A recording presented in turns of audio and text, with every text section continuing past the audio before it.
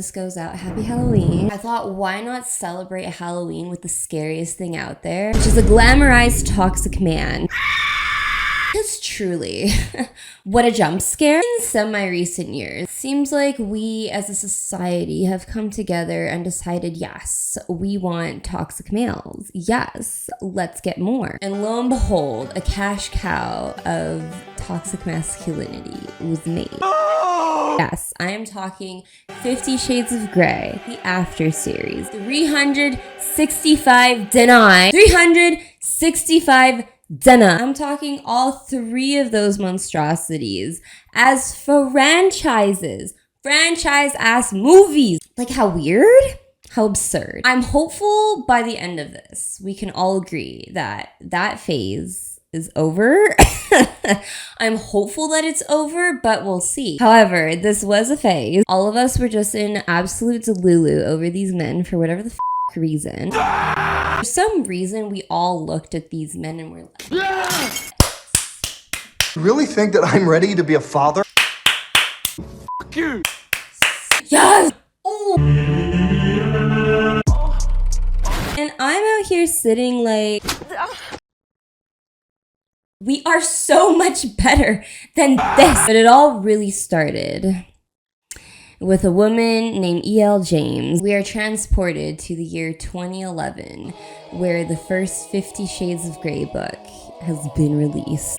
The premise of this book being Twilight fan fiction, but make it 10 times hornier and 10 times more toxic. Christian Grey spits on Edward Cullen's face. Don't even give me that bullshit. Does Christian Grey sparkle in the sunlight? I don't think so. Does Christian Grey call her spider monkey? I don't think so. Does Christian Grey's eyes change color because of the fluorescence? No, I didn't think so. Edward makes Christian Grey look like a bitch. Anyways, that's going off topic. She wrote this series focusing around billionaire, trillionaire, whatever the f***, Elon Musk ass Christian Grey, who falls in love with normal ass Anastasia Steele. Get it? Grey and Steele. Get it? In 2015, we get the actual movie. And what happens? It sells out. It makes money. It makes the dollar. It had a budget of $40 million. Do you want to know how much it made? $569 million. Are you kidding me right now? Are you serious? 500, almost 600 million dollars. It quadrupled the budget that it had. So what happens? Obviously more movies like this are gonna want to be made. Obviously, Hollywood was seeing an opportunity here. Hey, we can just make low budget porn and then make millions off of that. Why not? Anyway, obviously that success story carried over. But before we get to those, let's talk about the glamorization in these films here and what these films did wrong. By the way, I do plan on doing full series recaps of all of these. Let me know if you guys are interested in that, because it's either way, I'm gonna do it. Christian Grey, okay, like I said before, the whole premise is that he's rich, falls in love with a basic ass bitch, and then she ends up getting all horned up. And it's basically them f***ing and going on rich escapades. And the whole allure of this series, okay, because even my mom, yes, even my own mama was reading this series when it came out. And she was hooked on it. And you know why? Because of a dominating ass man. That was the whole draw of this series, is just because he's rich, hot, and dominating. That's literally it. There's nothing else special about this man. And yes, like, good for you. That's an accomplishment of being rich and hot, sure. But then the other thing is just that he just likes to be dominating. Like, he has all of these tools and spanks her and shit. Tells her what to do in the bedroom and does all of these things to her while she's chained up, you know? So it's really highlighting a lot of people's fantasies there of trying to be dominated, because yes, I think it's fair to say a good percentage of people want to be dominated, right? Like, you really have that in your partners of there's the sub and then there's the dom. In normal instances, is it taken to this level and this extent? No. Would they be donkey the shit out of each other this often? Probably not. And discussing chaps and beads? No. Probably not. But for people who are a little more vanilla and don't really have a lot of this in their sexual life, which again, I feel like it's fair to say most people have, just not this. I'm sure there are ones out there that, you know, you're quite explorative. You got quite a thing going on for you, and, you know, good for you. But I would say it's safe to assume a lot of people don't have that. So seeing this displayed on screen, seeing a literal fantasy come to life, I think was the main draw of this series and why it was so successful, especially amongst older women. It has a draw, but, you know, the whole draw of it is the appeal. However, the fact that their relationship is so glamorized is just beyond me. Because not only is he dominating in the bedroom, but he is also dominating in the relationship. There are multiple instances where even in their normal life, he just can't let her be. And yeah, you could look at it as, oh, you know, he's just protective of her. No. Okay, again, this is why it works with Edward, because he's literally a vampire who can hear. His ability was literally being able to hear from afar, so he could literally hear if Bella was in distress and help her out, because, like, he could just hear that shit. Christian Grey does not have that ability. Hears that she's drunk and then immediately comes to her rescue because she's drunk, and then ends up changing her out of her clothes without her consent. She wakes up and is like, I'm in clothes. Where did my clothes go? You undressed me? I didn't have much choice. No! What the dude, that is so violating. Are you kidding? Are you kidding? I mean, get the off me, dude. Excuse me? Excuse me? That's too much. That's too much. I barely know you. My friend could get me back home safe. Maybe you can call me an Uber. That would be cool. But, like, to straight up take her to his place, he saw her naked without her consent. It just, ick. That's just some of the things that he does, okay? It gets to a point. He also gets kind of uncomfy at the idea that she likes to work. For whatever the reason. It's like, why do you work? She's like, because I want to. Because it's for my own personal independence. What? My own achievements? What? And yeah, he's just like constantly like texting her, constantly on her, knowing her location, which is very weird. By the second movie, she has broken up with him, but takes him back under the circumstance of a new contract. Oh yeah, they have a contract, by the way. Nothing says romantic like a lawful document. Oh, they add in other people just to make him look good, but it's like he's still a piece of shit in my opinion. He's still a controlling ass at the end of the day. By the final movie, spoiler alert, she gets pregnant, and this is on the responsibility of both of you, mind you. And how does he react? He gets mad at her. You forgot your shot? I have plans for us. You really think that I'm ready to be a father?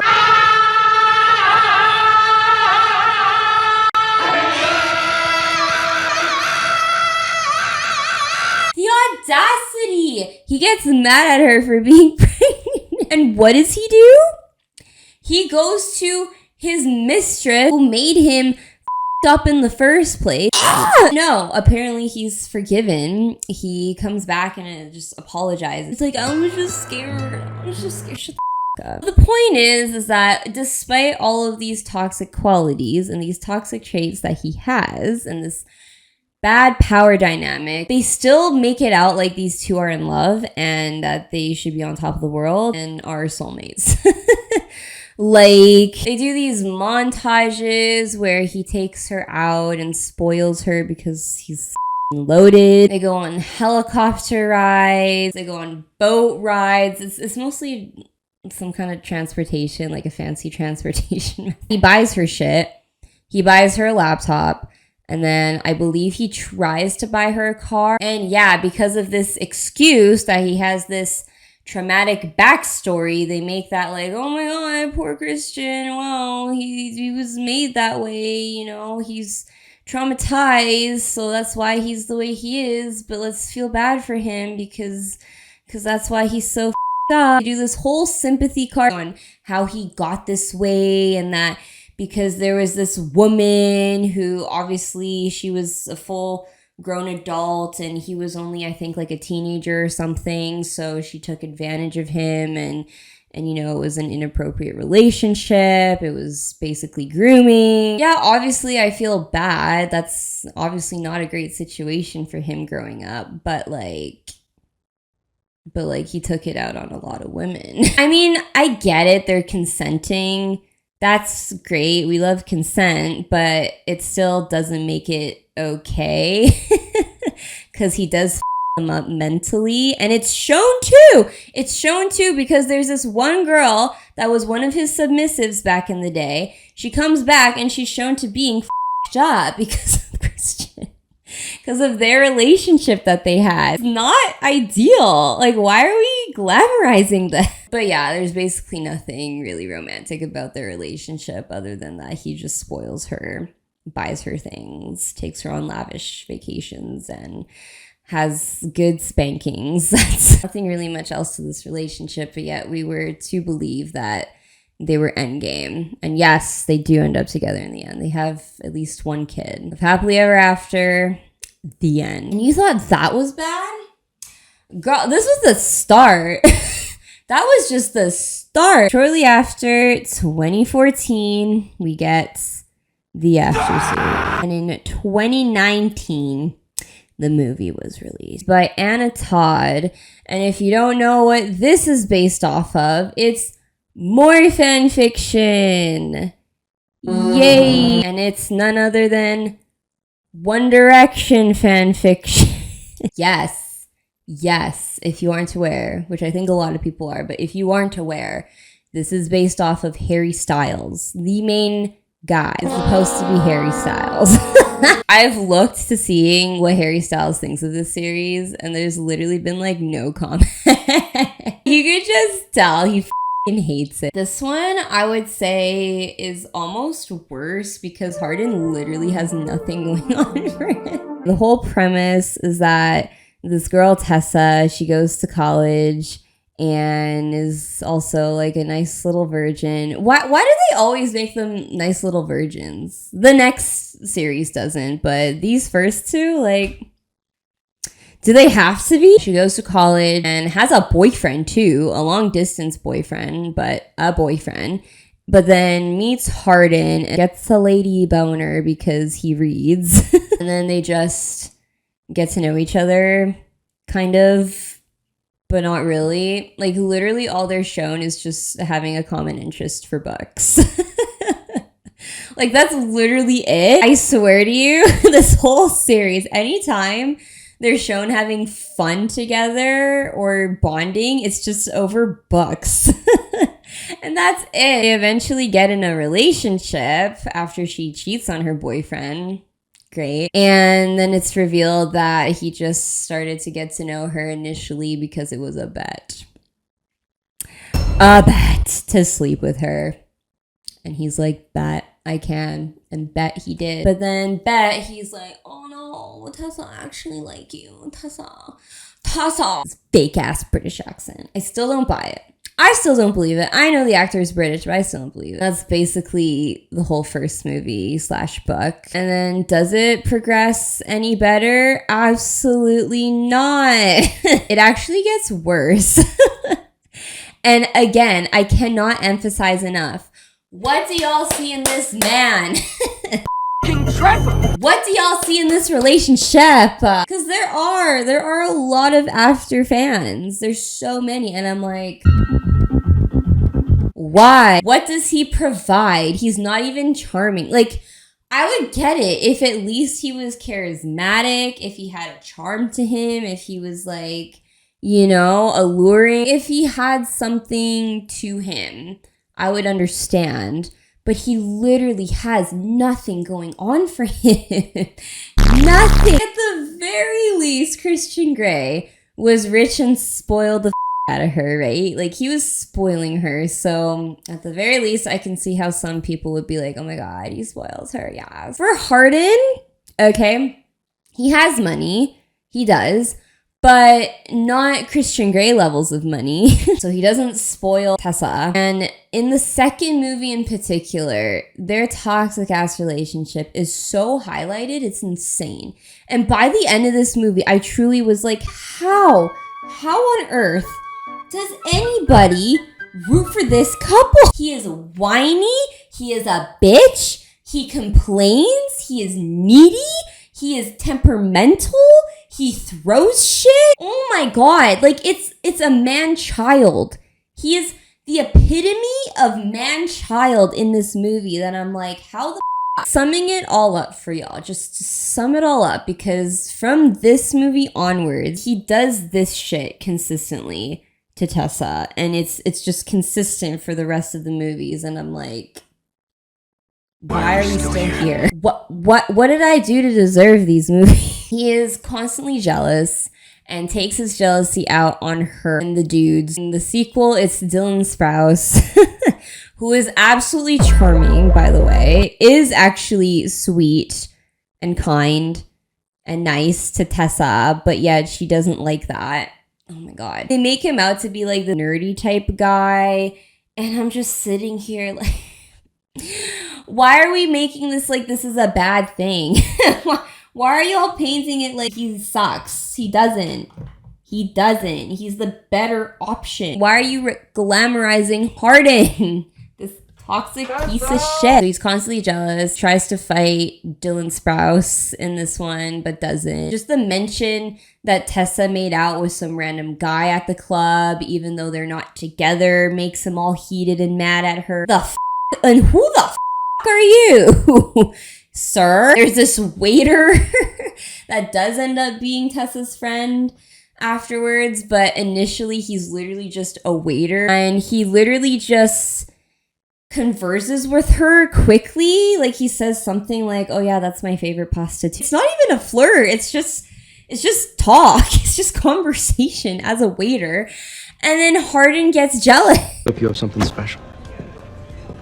Carbs. Yeah, love carbs. You have a squitting spaghetti. Hardin gets pissy and jealous, and then later on she's shown talking to the waiter again, and then he gets all pissy in front of him and tries to embarrass him in front of other people. It's just like, oh, I'm not wait staff, or I don't know. He just says some rude comment. He's just being a whiny bit. I'll do an old fashioned actually. I'm off actually. You're still wearing your name tag. So immature, so insecure. At one point, I think Tessa mentions how she thought about maybe getting together with Dylan Sprouse, and like not even, she doesn't even finish her sentence, and he just huffs out. There was a moment when stomps away and gets heated.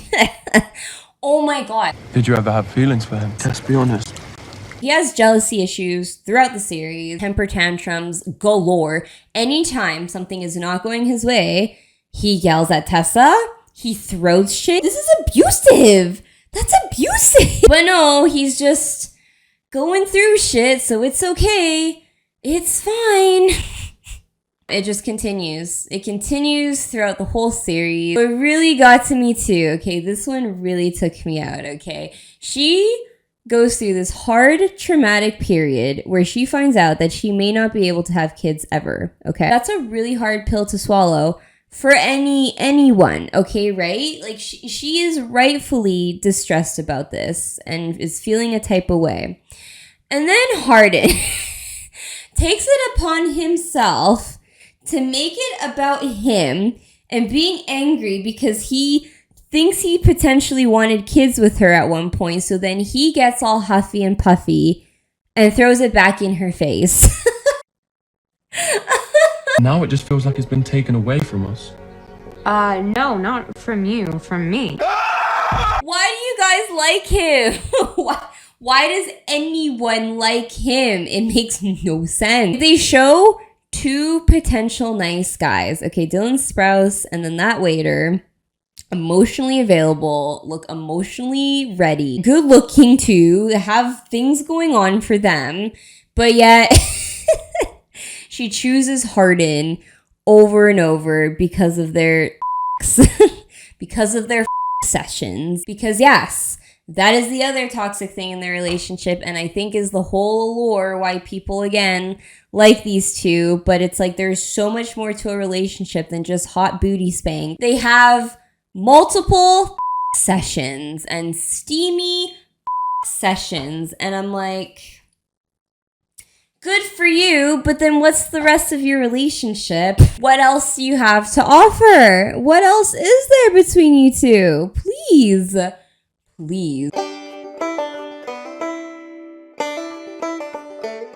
That's their whole cycle of the relationship. It's getting angry with each other, fighting, getting angry, getting angry. That's all they are. Random book talk. I hate it so much. They romanticize them.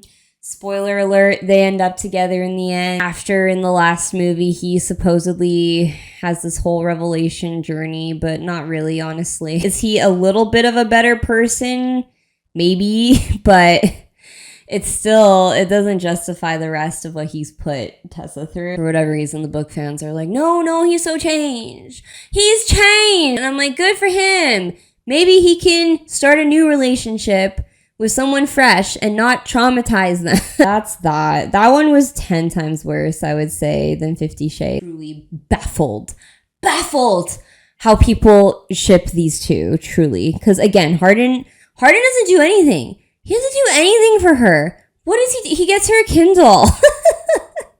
That's all he does. They don't really do anything romantic together. First movie, I guess they go to the aquarium. They have some cute dates, but I don't know.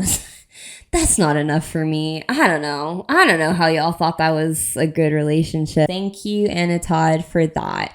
I truly would have loved it so much if she would have been like, this guy, and just gone for Dylan Sprouse. So much better. Just anybody but him. Well, yeah, and then the last point of this one too is that the friends too, all of the friends and family push for Hardin. Like anytime Tessa is looking for advice or is thinking about leaving him, just anything like that, she goes to the friends or family and then they all say, he's so different with you though. Oh, he's so good around you though. And I'm like, bitch, where? They always advocate for him. And I'm like, why?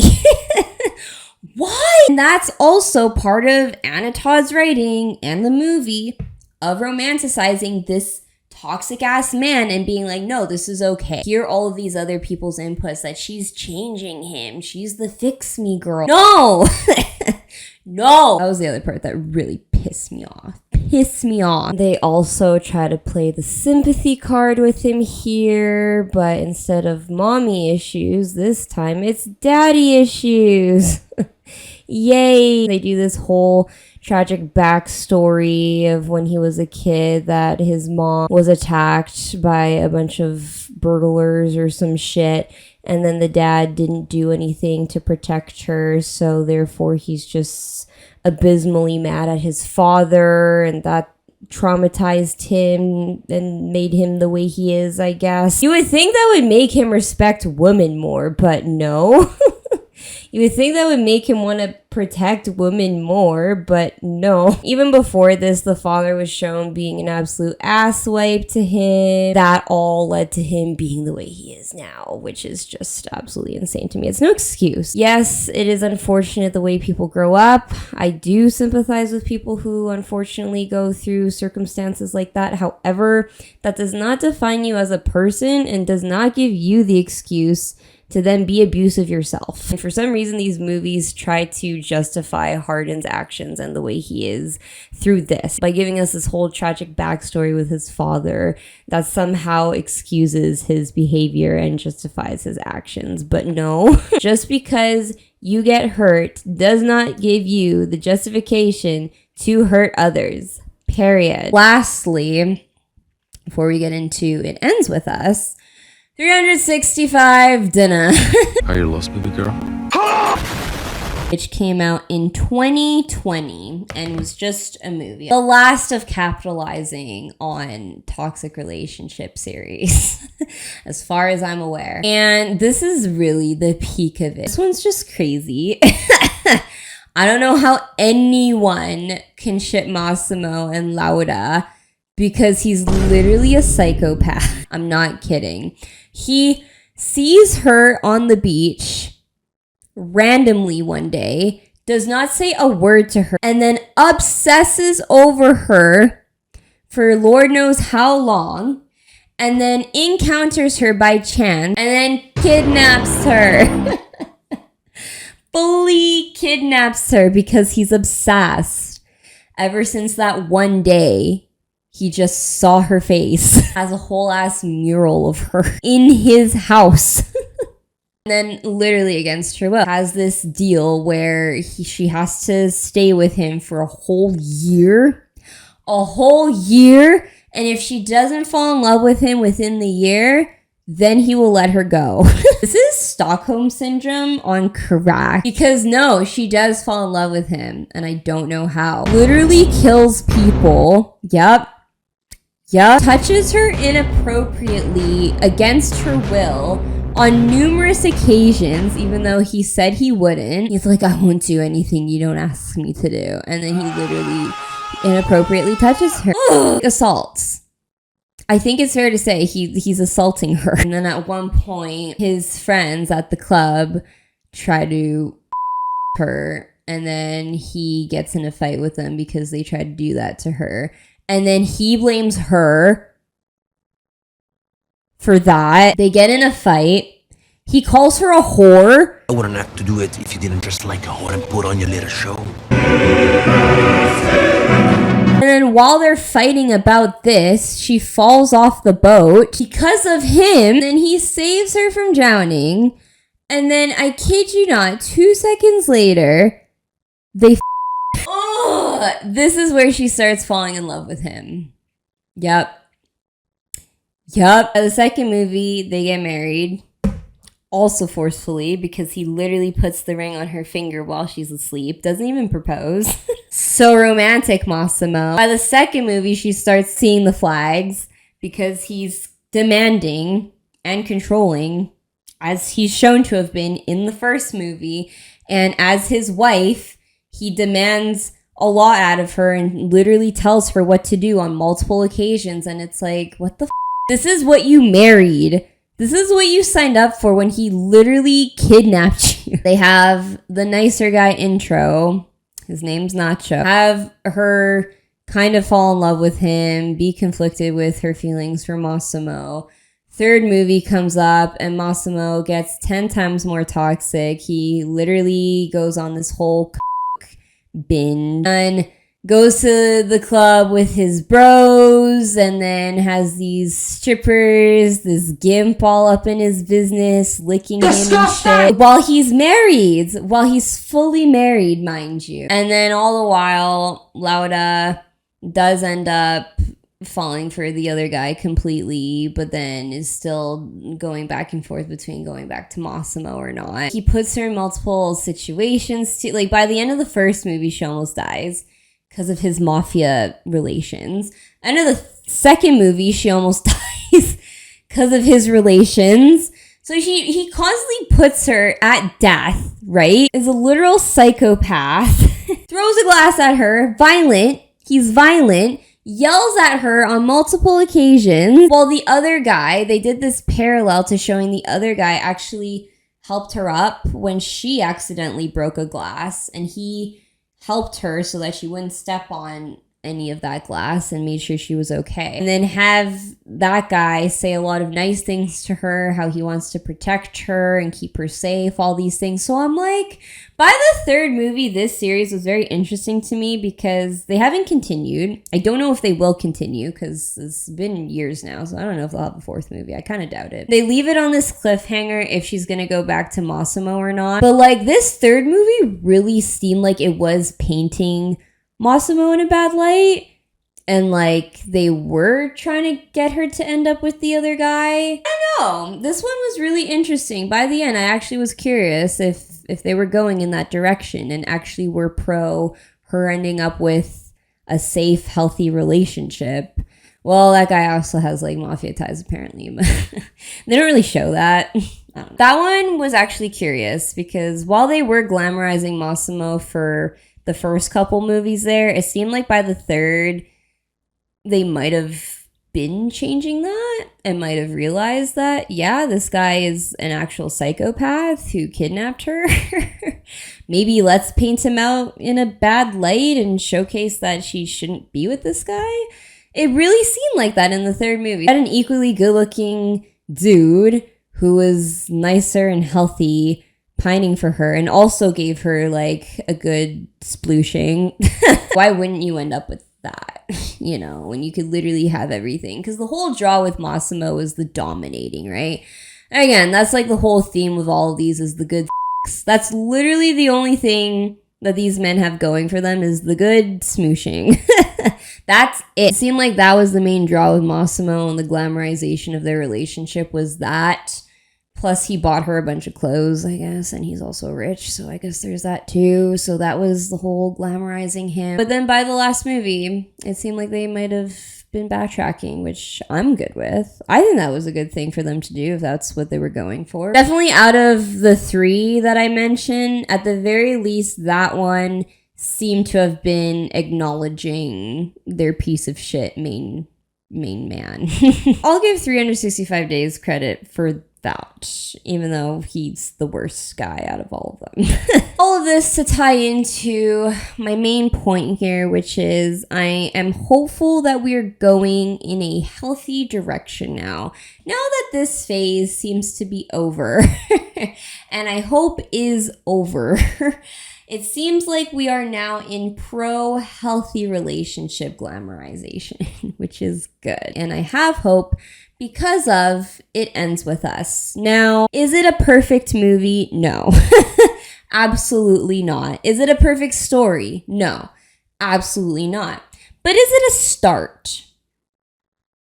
I would say yeah. At the very least, we're going in that direction where we're showcasing what we shouldn't be putting ourselves through, what we should not be striving for. So at the very least, It Ends With Us has that going on for it. Now, I can't say from personal experience, right? So I would like to invite anyone who is willing to share, who is willing to give their thoughts.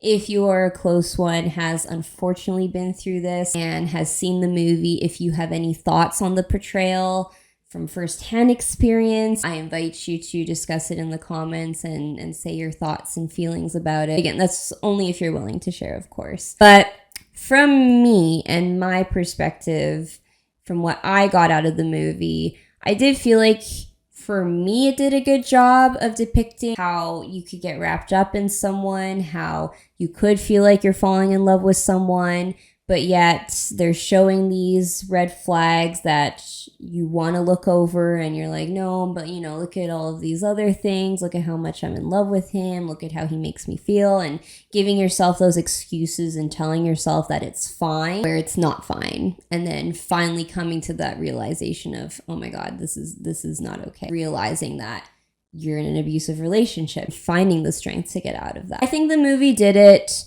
decently well. However, the one flag I did have for the movie was having her secondary love interest there the whole time. You have this perfectly nice man who is in love with her, and where they already have a nice history together of being in love with each other.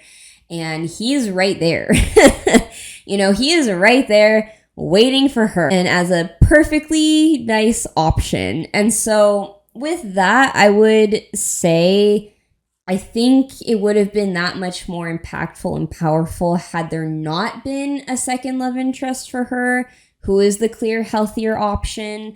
Because oftentimes, and correct me if I'm wrong, but I feel like oftentimes these women who are in these abusive relationships find it the hardest to leave because they don't have someone waiting for them. They don't have another option just readily available for them. They feel like this is it. This is the only person who's going to be in love with me, who is in love with me.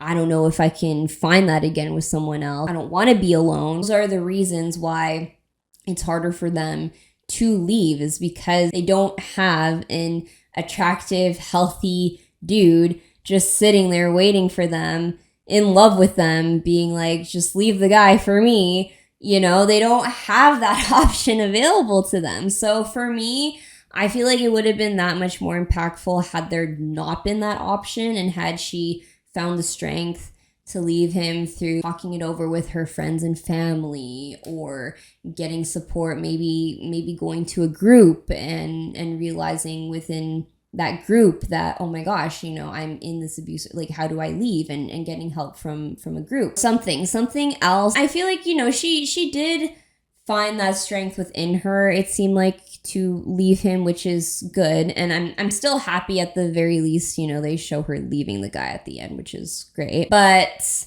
that's just like the one thing. It's great to show her have happiness in the end afterwards, and maybe afterwards completely meeting a whole different guy, show like 3 years later, maybe not 3 years later, but a year later, and then she meets a nice, healthy guy, and then starts a healthy relationship there. For me, that would have been better if they just didn't have him readily available at that point. That's just my takeaways and my thoughts. Let me know what you guys think about that. I could be completely off there. I don't know.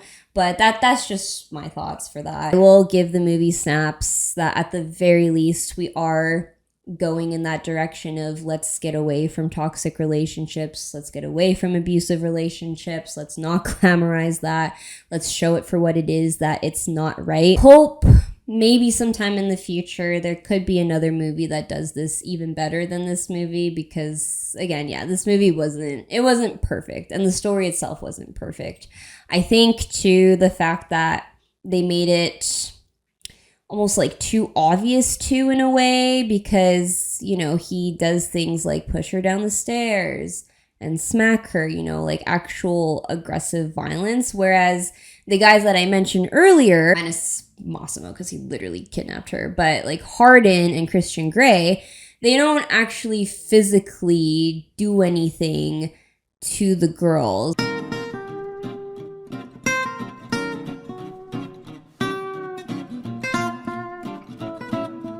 They're not at that level of abusive, right? But yet they are still abusive. You know what I mean? Like, they are still toxic, not healthy relationships, but yet they're still being glamorized. Hardin still yells at her, says nasty things to her, possessive, jealous, gaslight. And then for Christian Grey, it's just this power dynamic that he's controlling. For me, I'm curious if there will be a movie or a story that actually highlights an abusive guy, but that doesn't necessarily have to be full-on physically abusive, but just downright toxic and abusive, and does not glamorize the relationship, doesn't try to make it like, oh, she can fix him.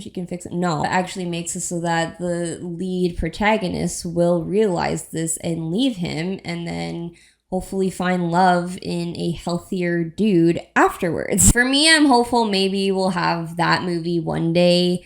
Not today, but It Ends With Us does give me that semblance of hope that we are going in that direction. Also, with the recent release of Nobody Wants This, I did a video on it if you guys want to check it out. That is such a pure example of a healthy relationship and what we should be striving for. Should be highlighting those and glamorizing those relationships, because yes, relationships can be messy. Yes, there will be issues, but there are ways to handle those issues, and Nobody Wants This is such an amazing example of that. I'm definitely happy that it seems like we're stepping away from glamorizing these toxic relationships. Let me know all of your thoughts in the comments below. I really just felt the need to talk about this after watching It Ends With Us. I'm like, yes, okay, finally we're going in that direction. Finally, we're not glamorizing these toxic ass men. Finally, if you really are a fan of the relationships here and these series, let me know why.